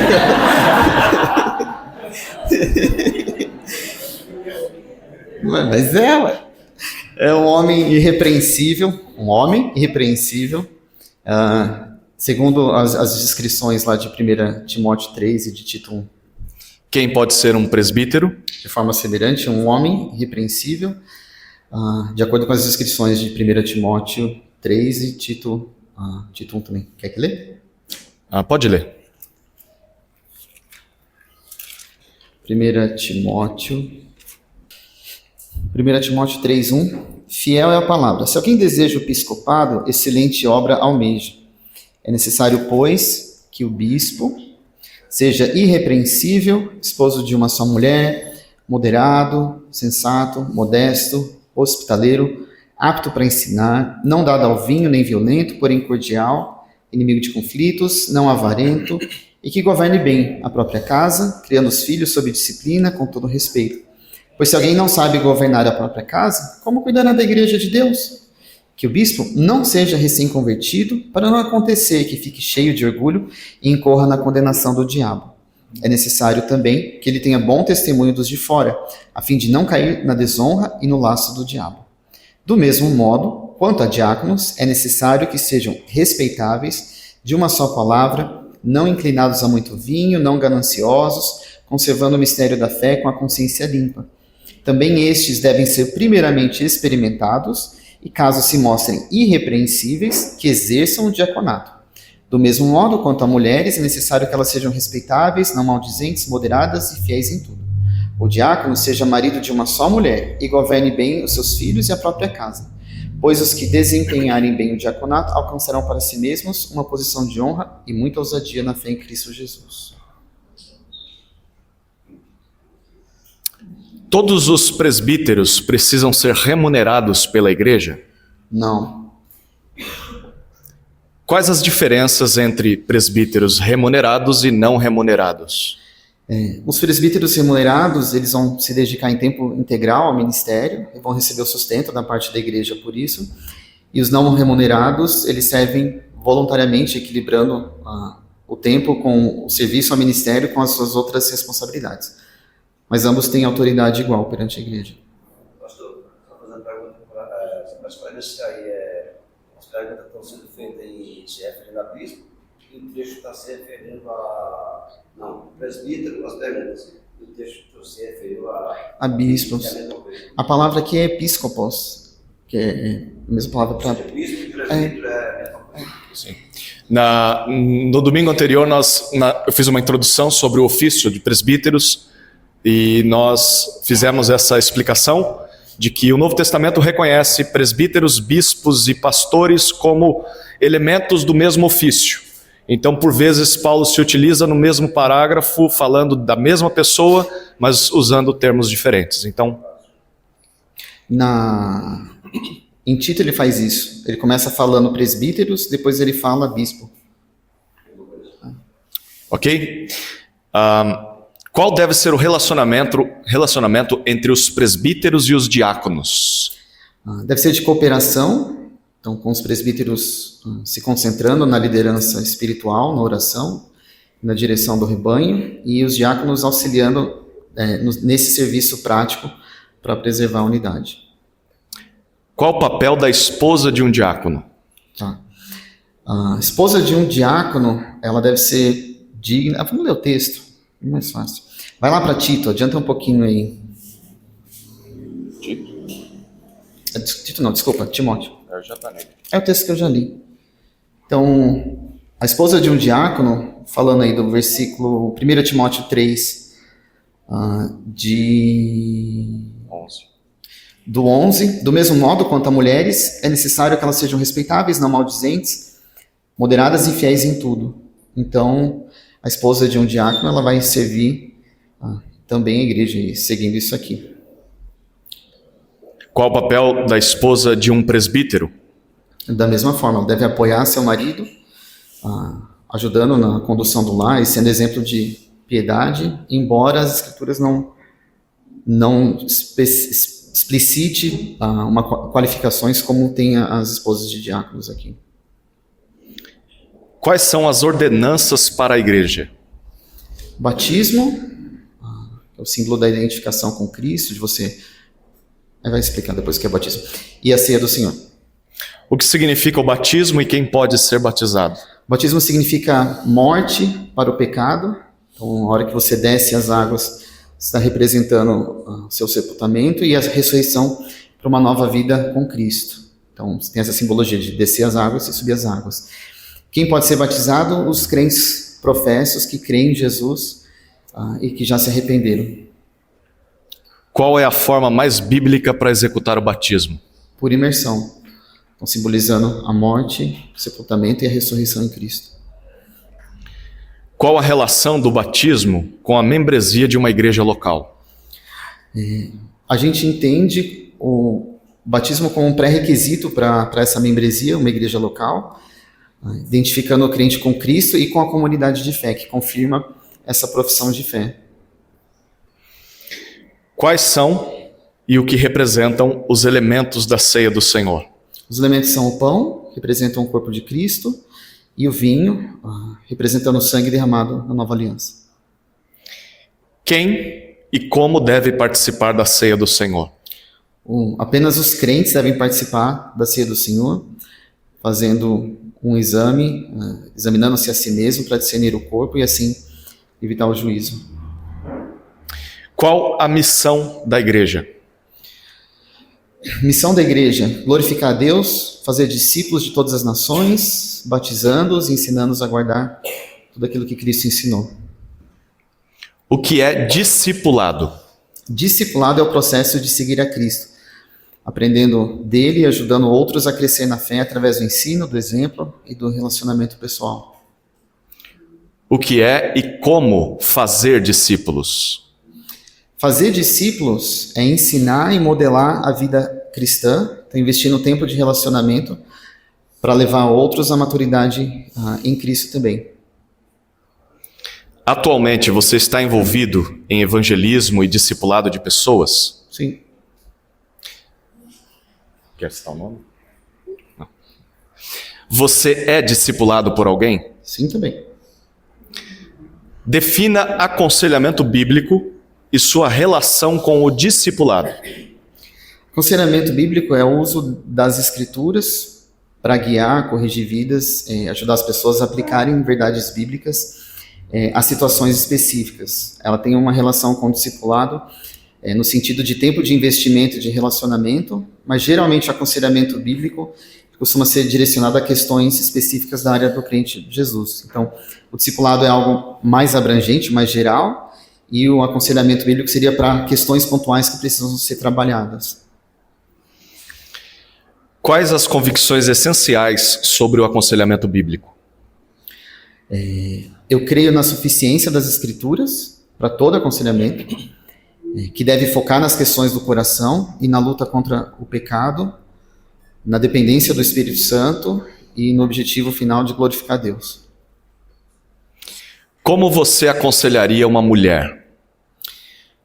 Inicialmente eu iria com a Aline, minha esposa, para ter esse primeiro contato, e no momento seguinte eu deixaria a cargo dela, da Aline, ou de outra mulher madura na fé, para que desenvolvesse esse aconselhamento. Como uma igreja local deve tomar suas decisões? À luz da palavra e debaixo da autoridade de Cristo, a igreja toma suas decisões por meio da sua liderança, então o presbitério, o diaconato, no nosso caso a gente tem os conselhos também, e em determinados assuntos por meio dos seus membros em assembleias. Defina a disciplina bíblica na igreja. Disciplina é o processo amoroso de confrontar o pecado não arrependido para restaurar o irmão, preservar a pureza da igreja e honrar a Deus. Quem deve ser excluído? Deve ser excluído o membro que depois de confrontado, pensando em Mateus 18, todos aqueles passos, aquele que persiste em pecar sem que haja arrependimento. Como a igreja deve tratá-lo? Como gentio e publicano, orando pela sua restauração, pela sua conversão. O que é dízimo? Dízimo é a entrega de pelo menos 10% da renda bruta a Deus, através da igreja. E a oferta, você vai perguntar em seguida, é a contribuição voluntária além disso. Você os pratica? Sim. Quem deve administrar os recursos financeiros da igreja? Pelos diáconos, debaixo da orientação, da supervisão dos presbíteros e prestando contas à congregação. A quem a igreja local presta contas? A Cristo, o cabeça, em primeiro lugar, e a própria congregação, mantendo a autonomia, mas trabalhando em cooperação com outras igrejas. Qual a relação entre a igreja e o Estado? A relação entre igreja e Estado é de separação, em que a igreja se submete às leis civis, exceto quando elas contrariam a palavra de Deus, e orando pelas autoridades. Qual a relação entre o crente e as autoridades governamentais? A gente deve se submeter, da mesma forma, às autoridades do governo, entendendo que elas são instituídas por Deus, honrando e orando por elas, pagando impostos, mas resistindo se for caso de ordenação de pecado. Qual a relação entre uma igreja local e outras igrejas locais de sua cidade e no mundo? Relação de cooperação voluntária, de amor fraternal, de apoio mútuo em missões e pela busca da unidade e doutrina central. Isso entre igrejas verdadeiras, como você definiu. Igrejas verdadeiras, isso. Ok. Defina o princípio regulador de culto. O princípio regulador de culto é o princípio que afirma que no culto deve ser incluído apenas aquilo que a Bíblia prescreve ou exemplifica. Quais elementos devem estar presentes em um culto bíblico a Deus? Leitura e a pregação da palavra, orações, cânticos de adoração, as ordenanças e as ofertas. Dança, não? Não. Você se considera batista? E por quê? Sim. Eu me considero crente. Eu estou batista. Eu não me prendo a um rótulo. Se amanhã a denominação desvirtuar por qualquer motivo que seja, um abraço, eu estou indo embora. Então, hoje eu estou batista. Você subscreve a declaração doutrinária desta igreja local? Sim. Defina uma igreja saudável. Uma igreja saudável é uma igreja que é fiel à palavra, centrada em Cristo, com membros regenerados, contando com uma liderança masculina, qualificada, que pratica discipulado, evangelismo, disciplina, amorosa e unidade no espírito. Defina um ministério pastoral ou presbiteral fiel. Então, o ministério presbiteral ou pastoral fiel é aquele que é liderado por homens qualificados, que se submetem à palavra e a pregam com fidelidade, que pastoreiam o rebanho, que protegem a congregação das heresias e que equipam os santos para o serviço. 156 perguntas. E que discipula também. Esqueci do discipulado. Ok. 156 perguntas. Chegamos. Falta a última área, que é a área de família. Então, se você tem uma pergunta pontual, necessária, urgente, pergunta. Seu comentário pode ser feito depois, tá bom? Você pode fazer. A Irmã Rosa levantou a mão primeiro, depois o Antônio e depois o Austin. Todos os salvos cristãos que aceitaram a Cristo, é necessário ser discipulado? É uma necessidade? Tem que ser discipulado? É o que caracteriza o crente. Quando Jesus fala, ide por todo o mundo pregar o evangelho, fazendo discípulos de todas as nações, batizando-os em nome do Pai, do Filho e do Espírito Santo, a pessoa perde a salvação se não fizer discipulado? Não. Ela deixa de experimentar crescimento espiritual? Muito. Então é uma necessidade. É muito bom que aconteça. Tem que ser todos eles discipulados. É muito bom que seja. Duas perguntas, a outra é urgente também. Para você participar da ceia da igreja, você é necessário, você já aceitou a igreja, você tem que ser batizado, ou você aceitou aquele que pode participar da ceia? Essa é uma questão controversa. Vou falar os dois lados. Fica um pouquinho mais aí, aqui. Nos relatos que a gente tem em Atos, por exemplo, eles aceitavam Jesus, eram batizados e participavam da ceia. Era meio que... Certo? A gente criou algumas regras humanas que ele tem que passar por uma sala de batismo, um período de 6 meses, às vezes 1 ano, tem igreja que às vezes são 2 anos. A pessoa, enfim, passou uma vida inteira para depois ser batizado. E aí recai sobre o presbitério a responsabilidade de estar impedindo que aquela pessoa participe de algo que ela já poderia estar participando, porque ela já aceitou a Jesus. Ela não se batizou porque a igreja criou algumas regras, entende? Então a gente, como igreja local, a gente tem entendido que aquele que já aceitou Jesus, ainda que não tenha passado pelo batismo, pode participar da ceia. É isso que a gente tem falado. É uma posição minha. Eu vejo diferente em uma área. E se você abriu e a pessoa aceitou Jesus, ele pode participar da ceia, então essa pessoa ela adia o batismo dela. Se você disser para ela, não é você que está segurando ela para ela batizar. Você não vai tomar ceia porque você não participou. Você está segurando ela, não. Ela que tem que se libertar. Mas aí ela vai responder diante de Deus por que ela não quer assumir um compromisso com Cristo e com a igreja local.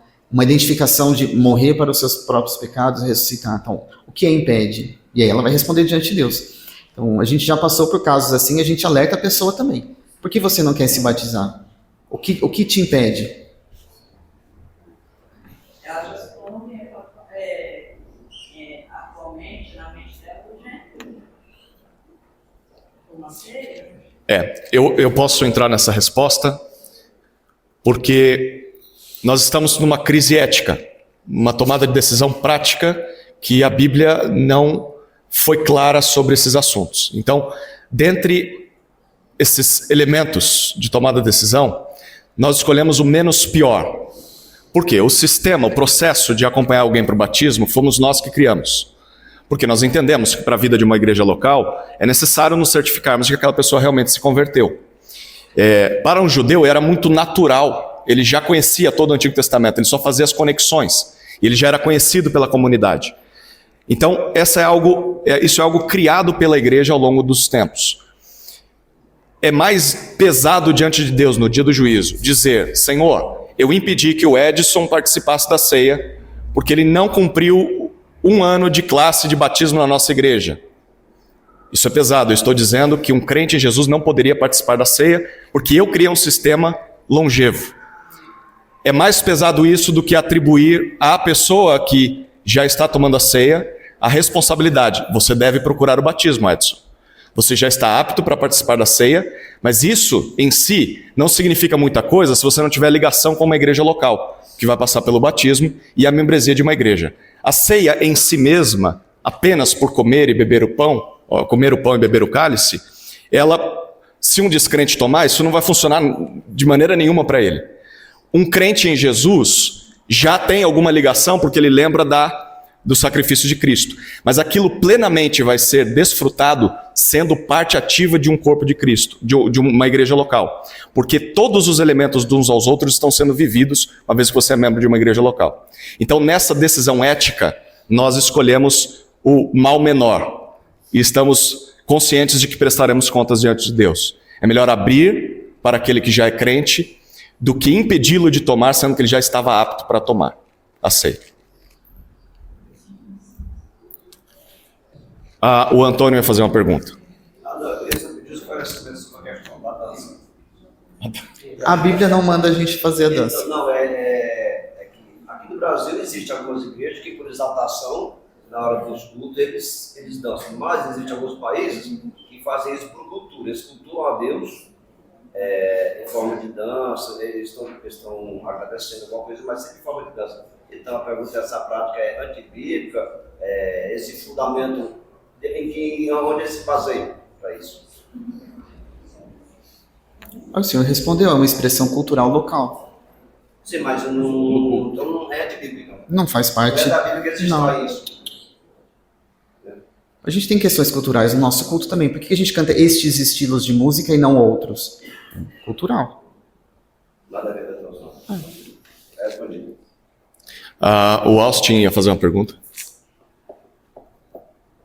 Qual é a sua opinião sobre a psicologia e como ela se compara ao aconselhamento bíblico? Qual é a minha opinião sobre a psicologia? A psicologia ela é fundamentada em pressupostos humanistas. Então ele vai tomar o ser humano como central. E se ele toma o ser humano como central, a psicologia ela vai descartar os princípios bíblicos. Então, se você vai lidar com o problema da pessoa a partir da psicologia, você não vai lidar com o problema do coração da pessoa. Você vai lidar com questões comportamentais. Então você vai trabalhar o comportamento. Estou me sentindo, ou tenho trabalhado assim ou assado, ou tem acontecido isso. Então ajusta o comportamento. E a Bíblia vai falar, olha, o seu comportamento é um reflexo de algo pecaminoso que está acontecendo, se for o caso. Pensando nas questões de ordem imaterial, questões da alma, né? Se for alguma coisa física, a gente trata com medicina regular. Mas a psicologia ela vai tratar com questões humanísticas. Então, ela vai partir de um pressuposto humano. Eu sou contra. Podemos avançar? Área familiar, Mônica. Hoje no Brasil está um movimento muito grande de crente mais intelectual ficar em casa, achar que não precisa mais se congregar, desigrejar. Hebreus vai falar, não deixeis de congregar como é costumes de algum. Então, congreguem. Qual o sentido da igreja? Se não precisasse congregar, a gente era salvo e Deus já levava. Não precisava ter estabelecido igreja. Você joga fora 2000 anos de luta pela preservação da unidade da igreja. Quinta área, área de família. E é a última área de avaliação. Pergunta número 157. O que é uma família? Família é a unidade constituída por Deus, composta por marido e esposa, quando for o caso, filhos, e é caracterizada por relacionamento de amor, autoridade, submissão, responsabilidade, refletindo a imagem de Deus. Qual a origem e o propósito da família? A origem da família está na própria criação de Deus, com Adão e Eva, como primeiro casal, e seu propósito é procriar, governar a criação, glorificar Deus e prover estrutura para a sociedade e a igreja. O que é casamento? Casamento é a união vitalícia, exclusiva e heterossexual entre homem e mulher, instituída por Deus como aliança de amor, companheirismo, unidade e mutualidade, em que o homem deixa o pai, se une à sua mulher e os dois se tornam uma só carne. Essa era a próxima pergunta. Quando um casamento ocorre? Quando o homem deixa pai e mãe, se une à sua mulher e os dois se tornam uma só carne. Por causa do testemunho público, por questões culturais, é desejável que essa união seja precedida por votos diante de Deus e de testemunhas, sendo reconhecido pela igreja e pelo Estado.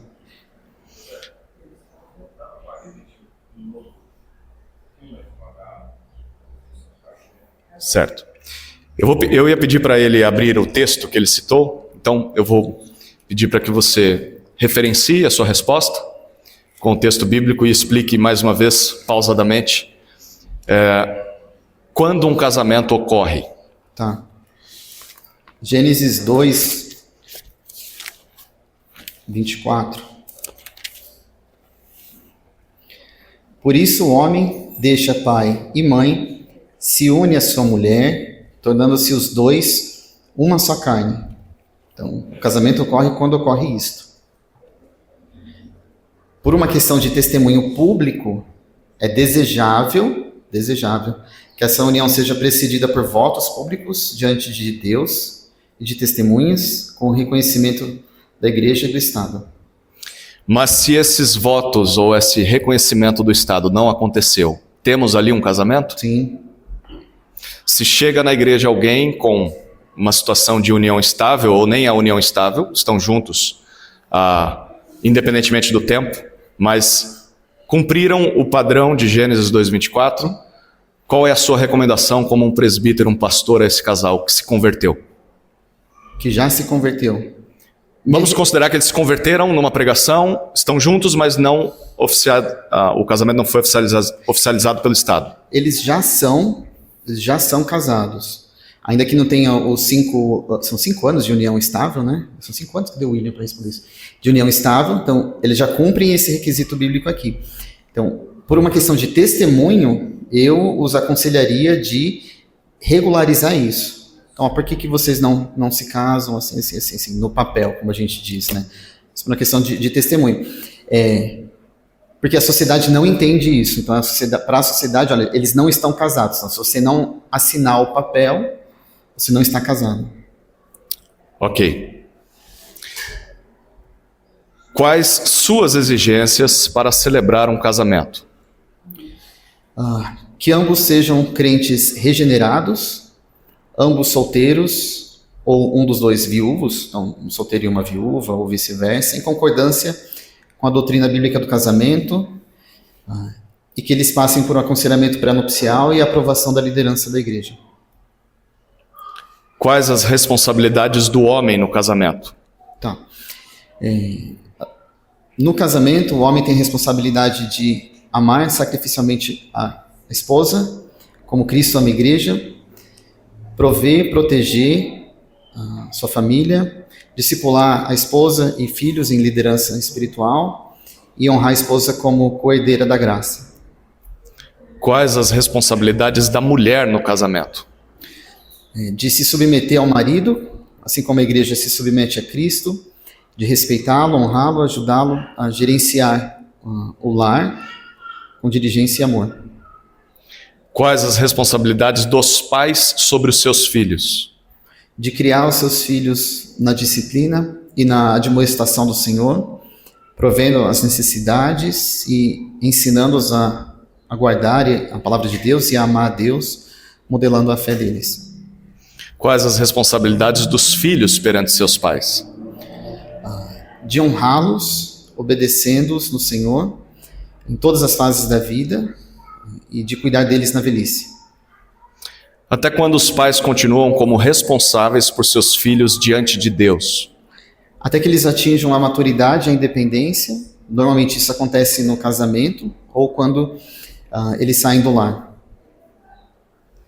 Mas o acompanhamento, o discipulado espiritual, o aconselhamento, isso continua. O que os filhos devem a seus pais após se casarem? Eles devem continuar honrando seus pais, cuidando dos seus pais, mantendo um relacionamento respeitoso. Como os pais devem se relacionar com seus filhos após seu casamento? Os pais devem respeitar essa nova unidade familiar, oferecendo conselhos e sabedoria, mas sem a interferência indevida. Quando um casamento termina? O casamento termina com a morte de um dos cônjuges, ou em casos bíblicos excepcionais, por exemplo, o abandono por descrente, mas idealmente ele é vitalício. O que Deus diz a respeito do divórcio? Deus odeia o divórcio. Qual a referência? Malaquias 2,16. Qual a sua opinião sobre recasamento? Ele é permitido após a morte do cônjuge, mantendo a santidade do casamento. No caso de pessoas que chegam à nossa igreja recasados, a gente entende que não é uma situação celebrável, a gente não celebra isso, a gente não joga confete, olha que legal que vocês estão recasados. A gente tolera, mas pastoreia, mas cuida. Te oferece cuidado mesmo assim. Ok. Alguma pergunta sobre família? As 170 perguntas foram feitas, e mais até do que elas, e respondidas. Fiquem à vontade. Irmão João levantou a mão. Saber, biblicamente, em qual momento uma mulher e um homem se tornam uma só carne?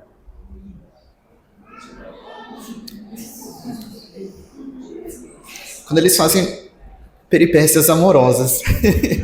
Quando eles fazem sexo. Eles se tornam carne, uma só carne, no ato sexual. Mais alguém? Pedro? Não foi falado nada sobre divórcio, pelo menos eu não percebi. Foi a pergunta número 169, o que Deus diz a respeito do divórcio. Eu queria entender o que a igreja pensa quando ocorre o divórcio. Porque o casamento bíblico, pelo menos para Deus, é quando o homem larga pai e mãe e se torna só mulher. E perante a sociedade, não tem como papel. E o divórcio em relação a isso? Pode falar, só. Quando um dos dois abandona o lar, abandona o cônjuge. Então, mesmo estando no papel, não estou fora. Sim. Considerando o padrão, que é o texto de Gênesis 2:24, deixar pai e mãe, unir-se à sua mulher e tornar os dois uma só carne. Quando esses 3 elementos são desfeitos, um deles sai do elemento, o divórcio já está em processo de consumação. Até porque na questão legal, às vezes pode ser que demore muito tempo. Então, digamos o caso que um dos dois some, e aí eles não estão divorciados no papel. Até isso acontecer levou, sei lá, 3 anos. Eu não sei quanto tempo que demora isso para acontecer. Demorou 3 anos. Mas na prática eles já estão divorciados. Só o cara ou a mulher abandonou e foi viver com outro, com outra. Já houve o divórcio ali, já houve o rompimento. A gente só não tem a confirmação legal, processual, reconhecida pelo Estado, mas já houve o adultério. Mas perguntas, comentários ou opiniões podem ser dadas depois. Tá? Mas pergunta, Márcia. Então, a explicação é casamento acontece quando os dois fazem sexo.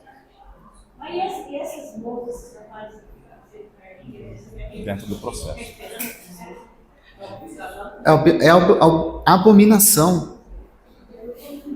Então, se aparece uma pessoa nesse estado, chegou aqui para a igreja, aceitou a Jesus, a gente pastoreia. A pessoa precisa de cuidado.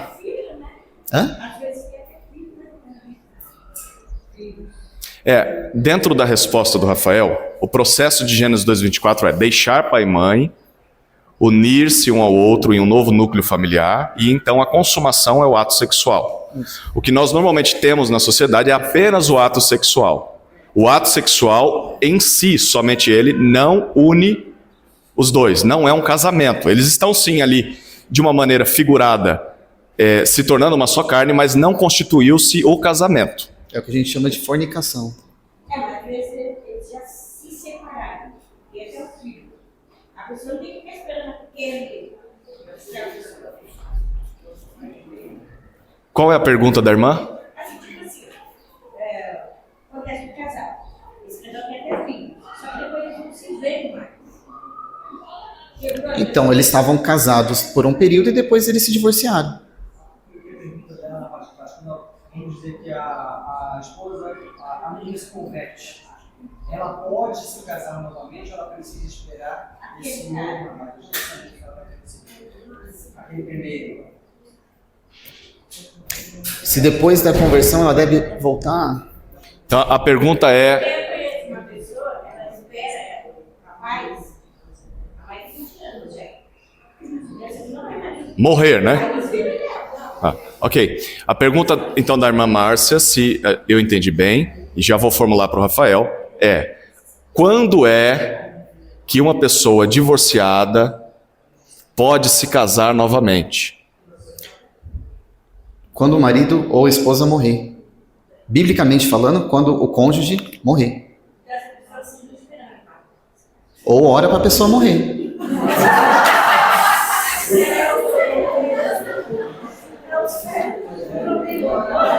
Porque você vai ter textos na Bíblia que vai falar que... Você vai ter textos na Bíblia que vai falar que o que casa com... Você falou no caso da pessoa que está esperando. O que casa com ela se torna adúltero. Não sou eu que digo, é a palavra. Entende? Então, ou espera a pessoa voltar, ou ora para a pessoa morrer. Isso conceitualmente, certo? E dando uma resposta de textos bíblicos. Praticamente, de maneira pastoral, como você lida com isso dentro da igreja? Põe numa situação real. A pessoa chegou até mim e disse que quer casar, é isso? Talvez numa situação como essa que a irmã Márcia O que eu pintou. diria, eu mostraria o versículo bíblico, falar, olha, a Bíblia diz assim, minha posição, não recomendo. Se você quiser fazer isso, entenda que há implicações, mas não sou eu que vou determinar o que você deve ou não deve fazer com a sua vida. Eu estou te mostrando o texto bíblico, as implicações são estas. Ah, mas eu quero mesmo assim, eu vou me casar, eu vou lá no cartório, eu assino, beleza. A gente vai pastorear? A gente vai pastorear. Tem implicações em cima disso. Mas a gente vai cuidar do mesmo jeito. Você vai celebrar esse casamento? Não.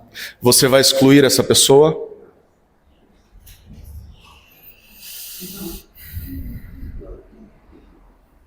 Não sei. Vocês querem uma resposta pronta, né? E que a igreja, a imagem disso, é a sua opinião. Você deve ter conhecimento do... A gente aceita a gente aceita pessoas que chegam no estado de recasamento.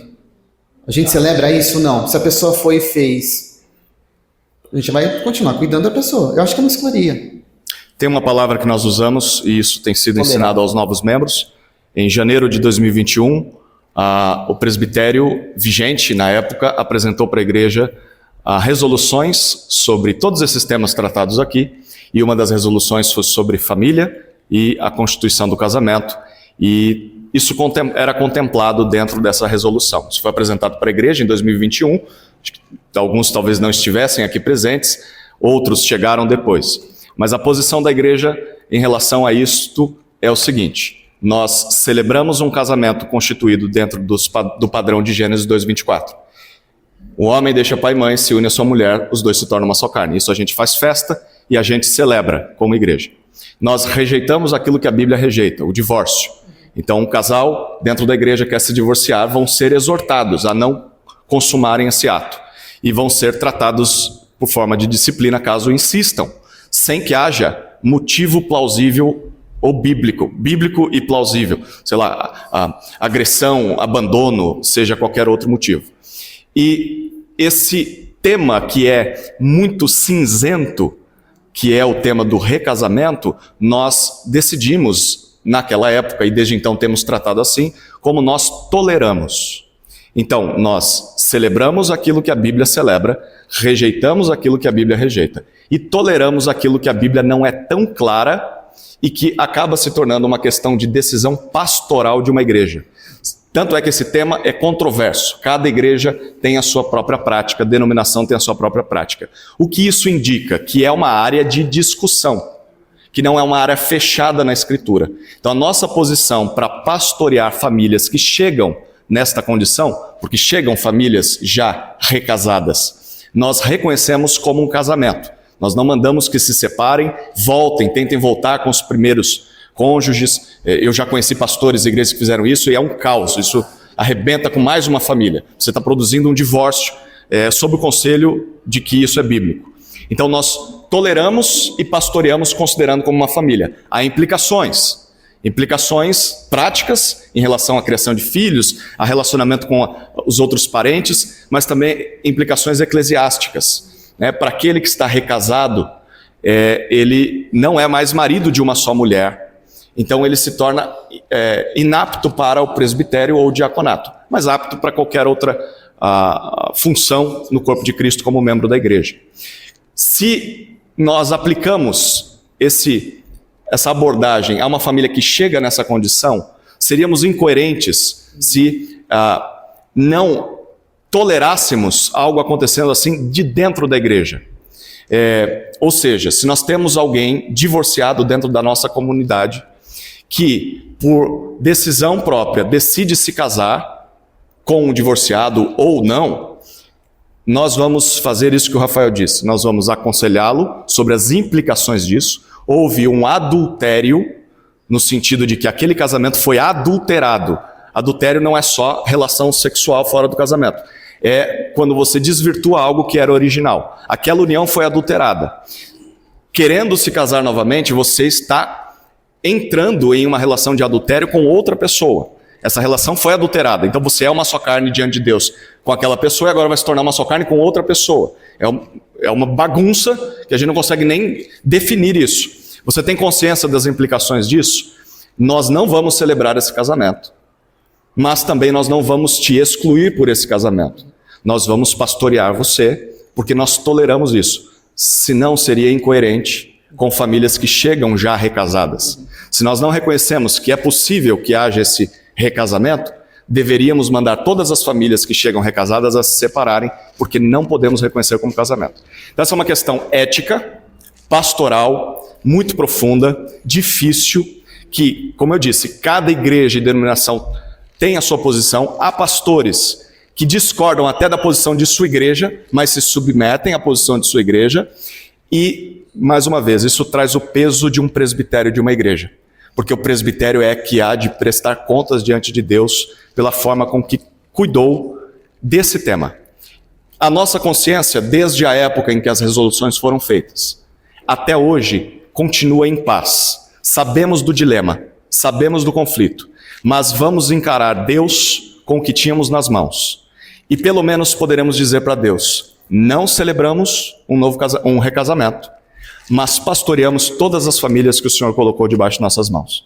Porque o que normalmente acontece é, quando chega uma família assim em uma igreja que não tolera o recasamento, se eles querem a Deus mesmo, se eles querem buscar a Deus, o que eles vão fazer? Eles vão procurar outra igreja. Essa igreja está dizendo, nós não queremos famílias assim aqui no nosso meio. Essa igreja vai responder diante de Deus ao dizer isso. Nós preferimos lidar com isso dessa maneira. Talvez não é ideal, talvez não. O ideal era que nunca houvesse divórcio. O ideal era que nunca houvesse recasamento. Mas é o que acontece. E nós temos de pastorear o rebanho que Deus vai atraindo a essa igreja local. Então é o possível. É o máximo que a gente consegue fazer sem ferir mandamentos de Deus na Escritura. Ficou claro? Essa é a posição da igreja, foi a pergunta do Célio. Queridos, 11h10, nós precisamos encerrar. O Reinaldo e a Lu estão com as crianças, eu nem sei como está lá, né? Era para ter terminado 10h30, ele tem que ficar 40 minutos a mais. Então, as crianças devem ter engolido os dois lá. Então, nós vamos orar. Se você quiser mais informações sobre esse tópico final, que eu sei que é polêmico, nós podemos oferecer, o Rafael pode conversar, eu também posso, na condição já de presbítero dessa igreja. Nós temos um documento que foi apresentado para a igreja na época, nós podemos disponibilizar para vocês. E digo que na classe de novos membros, esse é um dos temas. Tá? Você talvez já é membro da igreja, mas gostaria de ter mais informações sobre isso. Na próxima classe, participe, mesmo já sendo membro, porque aí você vai poder ouvir e tirar as suas dúvidas sobre esse assunto, caso você queira. Tudo bem? Essa tem sido a nossa prática como pastoreio nessa igreja durante os últimos anos. Amém? Vamos nos colocar de pé, nós vamos orar. Vou pedir para o pastor André Faria nos conduzir em oração. Pai, muito obrigado a Deus por esse momento que nós tivemos aqui. Foi uma aula, um aprendizado para nossas vidas. É lamentável que muitos membros dessa igreja não estão presentes para ouvir, para compartilhar e ter esse momento aqui de muita edificação e crescimento espiritual. Obrigado, Deus, pela sabedoria do pastor Mário, de trazer esse conselho para toda a igreja, com temas tão polêmicos. Sabemos que não é fácil na prática. E obrigado, Deus, por essa igreja, por esse momento de concílio, porque por experiência própria, eu sei que não é fácil pastorear uma igreja sozinho. Então, um presbitério, homens ao lado para compartilhar assuntos tão polêmicos e tomar decisões tão sérias sozinho não é fácil. É necessário um colegiado, um presbitério, para que homens qualificados possam tomar essa decisão juntos para levar a igreja, Deus, conduzir a igreja da melhor forma possível. Não é fácil. Abençoa o crescimento dessa igreja, a edificação dessa igreja. Capacita cada vez mais essa liderança para que esse rebanho seja saudável, cresça não só em quantidade, mas em maturidade. Leva-nos agora para nossas casas, para nossos lares. Abençoa-nos nesse dia e no culto dessa noite. Que tudo seja para a honra e glória do teu nome. Nós oramos em nome de Jesus. Amém.